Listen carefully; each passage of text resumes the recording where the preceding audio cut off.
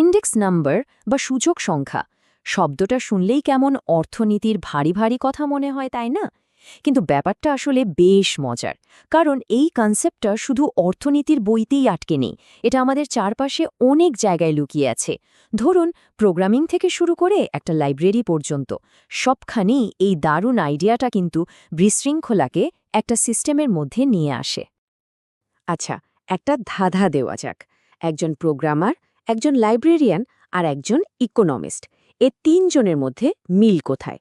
শুনতে একদমই আলাদা পেশা মনে হচ্ছে, তাই না? কিন্তু তাদের মধ্যে একটা দারুণ মিল আছে, আর সেটা হলো ইন্ডেক্সিং, মানে সূচীকরণ। তবে আসল মজাটা হলো তারা প্রত্যেকেই এই ইন্ডেক্সিংকে একদম ভিন্ন ভিন্ন চোখে দেখে আর ব্যবহার করে।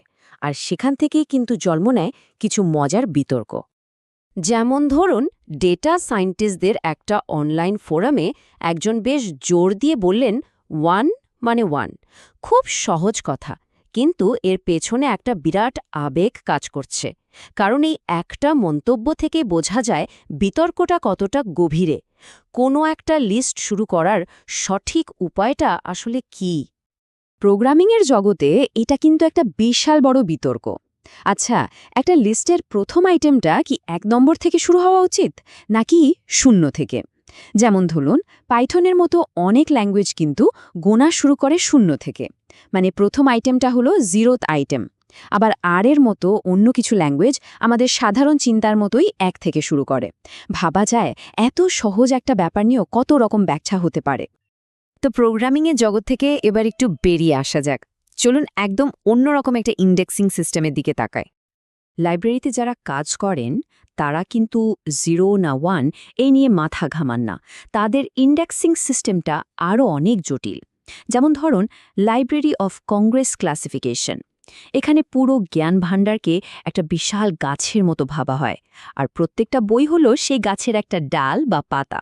যেমন ডাইনোসরের উপর একটা বই খুঁজে বের করতে হলে আপনাকে ভূতত্ত্বের শাখা থেকে শুরু করে প্যালিওজোলজি, কর্ডাটা, ভার্টিব্রেট হয়ে শেষে সরীসৃপ পর্যন্ত যেতে হবে। মানে কি বিশাল এক স্তরবিন্যাস! তাহলে ব্যাপারটা কি দাঁড়ালো? একদিকে প্রোগ্রামিংয়ের 0 আর 1-এর সরল হিসেব, আর অন্যদিকে লাইব্রেরির এই বিশাল জ্ঞানের গাছ। দুটোই তো ইন্ডেক্সিং। তাহলে ইন্ডেক্স জিনিসটা আসলে কি? এই প্রশ্নটাই কিন্তু আমাদের আজকের আলোচনার একদম কেন্দ্রে। ওকে, তাহলে এবার আসা যাক আমাদের মূল টপিকে, মানে অর্থনীতির দুনিয়ায় এই সূচক সংখ্যা বা ইন্ডেক্স নাম্বার কিভাবে কাজ করে। চলুন সেদিকে একটু নজর দেওয়া যাক। এখানে একটা ফর্মাল সংজ্ঞা দেওয়া আছে। বলা হচ্ছে ইন্ডেক্স নাম্বার হলো একটা স্ট্যাটিস্টিক্যাল কৌশল বা টুল। এর কাজ কি? এর কাজ হলো সময়ের সাথে সাথে কোনো একটা ভেরিয়েবল বা অনেকগুলো ভেরিয়েবলের আপেক্ষিক পরিবর্তন মাপা। সহজ কথায় এটা একটা বেঞ্চমার্ক বা মানদণ্ড তৈরি করে দেয়, যার সাথে তুলনা করে আমরা বুঝতে পারি কোনো কিছু কতটা বদলেছে। মানে আরও সহজ করে বললে, এটা একটা বেস লাইন বা শুরুর বিন্দুর সাথে এখনকার অবস্থার তুলনা করে। যদি কোনো সূচক 100 থেকে বেড়ে 161 হয়, তার মানে হলো ভিত্তি সময় তুলনায় দাম গড়ে 61% বেড়ে গেছে। পুরো ব্যাপারটা হলো তুলনার খেলা। কিন্তু প্রশ্ন হলো, এই যে সংখ্যাগুলো আমরা দেখি, এগুলো বানানো হয় কিভাবে? এর পেছনে কিন্তু একটা বেশ গোছানো প্রক্রিয়া আছে। চলুন সেই নীল নকশাটাই এবার একটু দেখে নেওয়া যাক। একটা প্রাইস ইন্ডেক্স বানাতে গেলে মূলত 4টে ধাপ পেরোতে হয়। প্রথমত, একটা বেস ইয়ার বা ভিত্তি বছর ঠিক করতে হয়। এটা এমন একটা বছর যেটা মোটামুটি স্বাভাবিক ছিল, খুব বেশি উত্থাল পাথাল হয়নি। দ্বিতীয়ত, একটা বাস্কেট অফ গুডস বা পণ্যের ঝুড়ি বেছে নিতে হয়, মানে সাধারণ মানুষ নিয়মিত কেনাকাটা করে এমন কিছু জিনিসের একটা লিস্ট। এরপর 3 নম্বর ধাপে ওই জিনিসগুলোর দাম বিভিন্ন সময় কালেক্ট করা হয়, আর সব শেষে প্রত্যেকটা পণ্যের ওপর একটা করে ওয়েট বা গুরুত্ব দেওয়া হয়।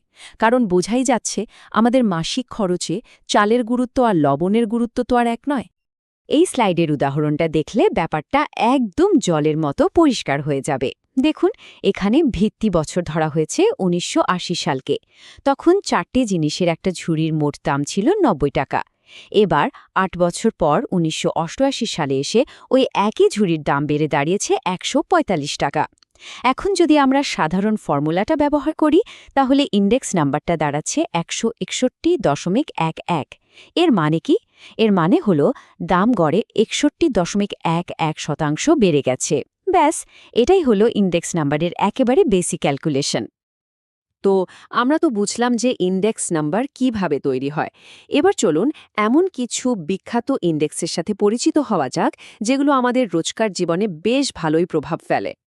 সবচেয়ে পরিচিত দুটো ইন্ডেক্স হলো সিপিআই আর ডব্লিউপিআই। সিপিআই মানে কনজিউমার প্রাইস ইন্ডেক্স, মাপে যে আমরা সাধারণ ক্রেতারা খুচরো বাজারে কী দামে জিনিস কিনছি। এটা হলো আমাদের দিককার গল্প। আর ডব্লিউপিআই মানে হোলসেল প্রাইস ইন্ডেক্স, মাপে পাইকারি বাজারের দাম, অর্থাৎ ফ্যাক্টরির মালিক বা ব্যবসায়ীরা কাঁচামাল কী দামে কিনছে। একটা অর্থনীতির স্বাস্থ্য ঠিকঠাক বুঝতে হলে কিন্তু এই দুটো ছবি পাশাপাশি দেখতে হয়। তবে ইন্ডেক্স নাম্বার মানেই কিন্তু শুধু দাম বাড়া কমার হিসেব নয়, এর ব্যবহার আরও অনেক জায়গায় আছে। যেমন শেয়ার বাজারের অবস্থা কেমন, তার ওঠানামা মাপার জন্য আছে S&P 500 বা সেন্সেক্সের মতো স্টক মার্কেট ইন্ডেক্স। দেশে কলকারখানায় উৎপাদন বাড়ছে না কমছে সেটা বোঝার জন্য আছে শিল্প উৎপাদন সূচক। এমনকি বাজারে বিনিয়োগকারীদের মধ্যে ভয় বা আতঙ্ক কতটা সেটাও মাপা হয় ভিক্স বা ফিয়ার ইন্ডেক্স দিয়ে। দারুণ ব্যাপার, তাই না? আচ্ছা, এত সব সংখ্যা, ডেটা, ইন্ডেক্স, এগুলোর আসল মানেটা কি? এগুলো আমাদের জীবনে ঠিক কি কাজে লাগে? কেন এগুলো এত গুরুত্বপূর্ণ? চলুন এবার সেই উত্তরটাই খোঁজা যাক। দেখুন, এই ইন্ডেক্সগুলো কিন্তু শুধু খাতার কলমের সংখ্যা নয়, এগুলো সরাসরি আমাদের জীবনে প্রভাব ফেলে। যেমন এগুলোই বলে দেয় মুদ্রাস্ফীতি কতটা, মানে আমাদের টাকার আসল দাম কতটা কমছে। এই ডেটার ওপর ভিত্তি করেই কিন্তু সরকারি বা বেসরকারি সংস্থাগুলো কর্মীদের বেতন বাড়ানোর কথা ভাবে। এমনকি দেশের সেন্ট্রাল ব্যাংক সুদের হার বাড়াবে না কমাবে, এই বড় বড় অর্থনৈতিক সিদ্ধান্তগুলোও কিন্তু এই সূচকগুলোর ওপরই নির্ভর করে। কিন্তু একটা কথা মাথায় রাখা খুব দরকার, এই ইন্ডেক্সগুলো দারুণ কাজের হলেও এগুলো কিন্তু 100% নিখুঁত নয়, এদেরও কিছু সীমাবদ্ধতা আছে। এর সবচেয়ে বড় সীমাবদ্ধতা হলো এগুলো একটা গড় হিসেব দেখায়। যেমন ধরুন, খবরে বলা হলো দেশে মুদ্রাস্ফীতি 5%, কিন্তু আপনার ব্যক্তিগত খরচের ধরন অনুযায়ী আপনার জন্য এই হারটা হয়তো 10% হতে পারে, আবার অন্য কারোর জন্য 2% হতে পারে। আরেকটা সমস্যা হলো সময়ের সাথে সাথে জিনিসের কোয়ালিটি ভালো হয়। ধরুন 10 বছর আগের একটা ফোনের চেয়ে আজকের ফোনের কোয়ালিটি অনেক ভালো, তাই দামও বেশি। এই কোয়ালিটির পরিবর্তনটা কিন্তু ইন্ডেক্স ঠিকঠাক ধরতে পারে না।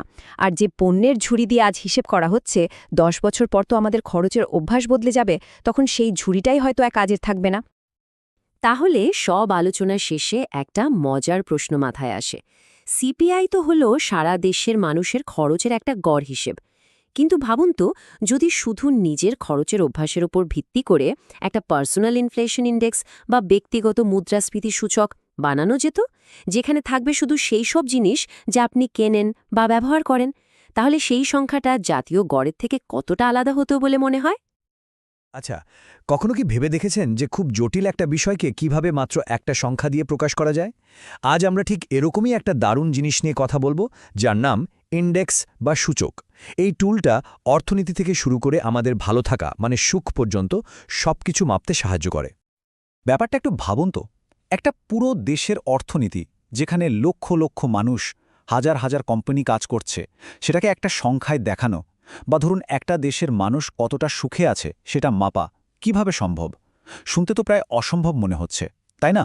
কিন্তু এখানেই সূচকের আসল মজাটা। তো আজকে আমরা কি দেখব? প্রথমে আমরা বুঝব এই সূচক জিনিসটা আসলে কি। তারপর আমরা বিশ্বের সবচেয়ে বিখ্যাত সূচক ডাও জোন্সের একেবারে ভেতরে ঢুকে দেখব। এরপর জানব শেয়ার বাজারের বাইরে আর কোথায় কোথায় সূচক ব্যবহার হয়। আর সবশেষে এই একটা সংখ্যা আমাদের জন্য কেন এত গুরুত্বপূর্ণ সেটাও বোঝার চেষ্টা করব। চলুন তাহলে একদম গোড়া থেকে শুরু করা যাক। এই যে আমরা একটা সংখ্যা দিয়ে সবকিছু বোঝার কথা বলছি, এর পেছনের আইডিয়াটা আসলে কি? সহজ করে বললে একটা ইন্ডেক্স বা সূচক হচ্ছে অনেকটা একটা রিপোর্ট কার্ডের মতো। স্কুলে যেমন রিপোর্ট কার্ড দেখে একজন ছাত্রের সারা বছরের পারফরমেন্স বোঝা যায়, ঠিক তেমনি একটা সূচক কোনো জটিল সিস্টেম, যেমন একটা দেশের অর্থনীতি বা সমাজের একটা সার্বিক ছবি বা স্ন্যাপশট আমাদের সামনে তুলে ধরে। মানে অনেকগুলো আলাদা আলাদা জিনিসের পরিবর্তনকে একটা মাত্র সংখ্যায় নিয়ে আসে এটা। এই ধারণাটাকে আরেকটু ভালোভাবে বোঝার জন্য একটা খুব পরিচিত উদাহরণ দেওয়া যাক। আমরা প্রায় খবরে শুনি ডাউ জোন্সের কথা, যেটা মার্কিন শেয়ার বাজারের অবস্থা বোঝায়। ঠিক সেভাবেই অন্যান্য সূচকগুলোও আমাদের চারপাশের নানা আর্থসামাজিক অবস্থা বুঝতে সাহায্য করে। চলুন এই ডাউ জোন্স দিয়েই শুরু করা যাক।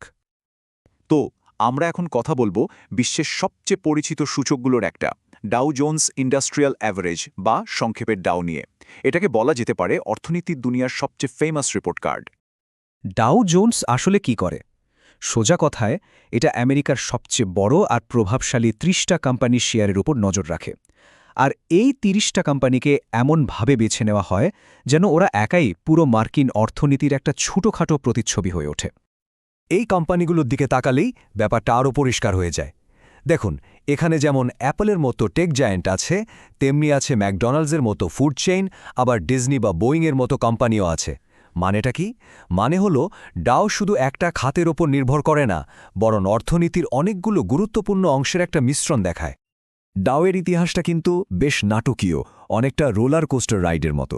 1896 সালে যখন এটা শুরু হয়েছিল, তখন থেকে কত কিছুই না দেখেছে। 1929 সালের সেই ভয়ঙ্কর মহামন্দা, 1987-র ব্ল্যাক মানডে, আবার 2008 সালের আর্থিক সংকট। কিন্তু মজার ব্যাপার হলো, প্রত্যেকবার বড় পতনের পর এটা আবার ঘুরে দাঁড়িয়েছে। এমনকি 2024 সালে তো 40,000 পয়েন্টের মাইল ফলকও পার করে ফেলেছে। এর প্রত্যেকটা ওঠানামা যেন অর্থনীতির ইতিহাসের এক একটা পাতা।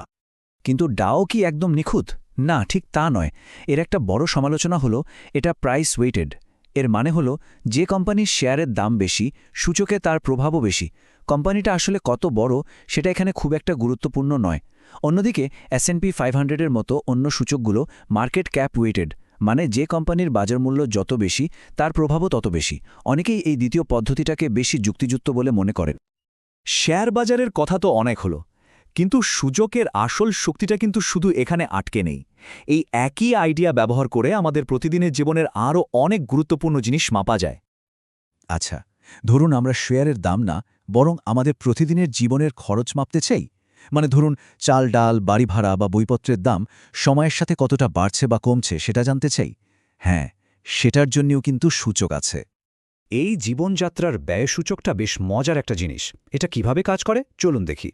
প্রথমে কোনো একটা নির্দিষ্ট বছরকে ভিত্তি বা বেস ইয়ার ধরে সেখানকার খরচকে 100 ধরা হয়। এরপর আমাদের প্রতিদিনের জীবনে লাগে এমন কিছু জিনিস, যেমন ধরুন খাবার, যাতায়াত, বাড়ি ভাড়া, এসব কিছুর দামের ওপর নজর রাখা হয়। এখন যদি সূচক বেড়ে 120 হয়, তার মানে হলো জীবনযাত্রার খরচ আগের থেকে 20% বেড়ে গেছে। কি সহজ না? আর এই সূচকের ব্যবহার কিন্তু শুধু খাতায় কলমেই সীমাবদ্ধ না, এর প্রভাবটা একেবারে আমাদের পকেটে এসে পড়ে। যেমন এই কনজিউমার প্রাইস ইন্ডেক্স বা সিপিআই ব্যবহার করেই মুদ্রাস্ফীতি মাপা হয়, আর সেটার উপর ভিত্তি করেই কিন্তু কর্মীদের বেতন বা সরকারি পেনশন বাড়ানো হয়, যাতে জিনিসপত্রের দাম বাড়লেও মানুষের কেনার ক্ষমতাটা ঠিক থাকে। টাকা, পয়সা, জিনিসপত্রের দাম এসব তো মাপা গেল, কিন্তু এমন কিছু কি মাপা যায় যা চোখে দেখা যায় না? যেমন ধরুন সুখ। স্যার গাস ওডোনেলের এই কথাটা ঠিক এখানেই খুব গুরুত্বপূর্ণ। তিনি বলেছিলেন, আমরা যে জিনিসটাকে মূল্যবান মনে করি সেটাকে পরিমাপ করার চেষ্টা করা উচিত। আর ঠিক এই চিন্তা থেকেই কিন্তু হ্যাপিনেস ইন্ডেক্স বা সুখ সূচকের জন্ম। এই সূচকগুলো আসলে বিভিন্ন জরিপের মাধ্যমে মানুষের মানসিক অবস্থা, জীবন নিয়ে তাদের সন্তুষ্টি, এই সব বিষয়গুলো বোঝার চেষ্টা করে। আর এই তথ্যগুলো সরকারকে আরও ভালো নীতি তৈরি করতে সাহায্য করে। যেমন কোনো এলাকার মানুষ কতটা সুখী তা জেনে সেখানে হয়তো নতুন পার্ক বা কমিউনিটি সেন্টার তৈরির সিদ্ধান্ত নেওয়া যেতে পারে। তো এত সব আলোচনার পর আমরা একদম শেষ পর্যায়ে চলে এসেছি। এতক্ষণ একটা জিনিস নিশ্চয়ই পরিষ্কার হয়ে গেছে যে একটা সাধারণ সংখ্যার পেছনেও কতটা অসাধারণ শক্তি থাকতে পারে। তাহলে আজকের এই আলোচনা থেকে মূল কি বিষয় আমরা শিখলাম? প্রথমত, সূচক বিশাল আর জটিল তথ্যকে একটা সহজ ছোট্ট সংখ্যায় নিয়ে আসে। দ্বিতীয়ত, এটা আমাদের অর্থনীতি, জীবনযাত্রার খরচ, এমনকি মানুষের সুখের মতো বিষয়ের একটা স্ন্যাপশট দেয়। হ্যাঁ, এটা হয়তো 100% নিখুঁত নয়, কিন্তু কোনো কিছু পরিমাপ করার জন্য এটা একটা দারুণ শক্তিশালী টুল। আর সবচেয়ে বড় কথা হলো সূচক আমাদের সেই জিনিসগুলো বুঝতে আর ট্র্যাক করতে সাহায্য করে যেগুলোকে আমরা একটা সমাজ হিসেবে সত্যিই মূল্যবান মনে করি। তাহলে শেষ করার আগে একটা প্রশ্ন রেখে যাই, যেহেতু আমরা প্রায় যে কোনো কিছুর জন্যই একটা সূচক তৈরি করতে পারি, তাহলে ভাবুন তো আমাদের সমাজের ভালোর জন্য বা ভবিষ্যতের জন্য এরপর কোন জিনিসটা পরিমাপ করা সবচেয়ে জরুরি? কি হতে পারে সেই পরবর্তী বড় সূচক? ভাবার মতো একটা প্রশ্ন, তাই না?